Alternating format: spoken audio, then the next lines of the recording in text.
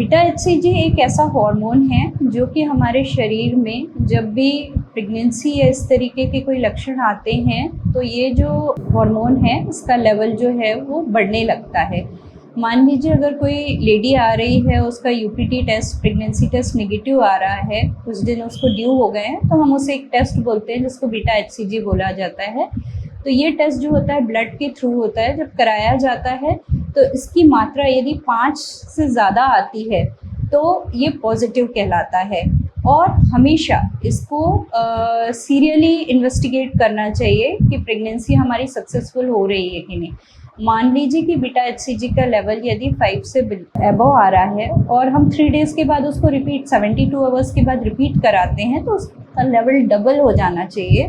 तो इससे हम ये समझ जाते हैं कि हाँ, हमारी प्रेगनेंसी सक्सेसफुल जा रही है। दूसरी चीज़, बीटा एचसीजी एक ऐसा ट्यूमर मार्कर भी है जिसको हम सीरियली इन्वेस्टिगेट करते हैं to diagnose our tumour. Third चीज़, बीटा एचसीजी बहुत इंपॉर्टेंट होता है एक्टोपिक प्रेगनेंसी को भी डायग्नोस करने के लिए कि अगर यूपीटी नेगेटिव आ रहा है लेकिन फिर भी पेशेंट ड्यू कर रही है तो हम उसका एक बीटा एचसीजी टेस्ट करा के देखते हैं। अगर उसके लेवल जो है वो बढ़े हुए आते हैं या 1 लाख के अबव भी जा रहे हैं तो ये कंफर्म कर देता है कि पेशेंट इज़ एक्टोपिक पेशेंट।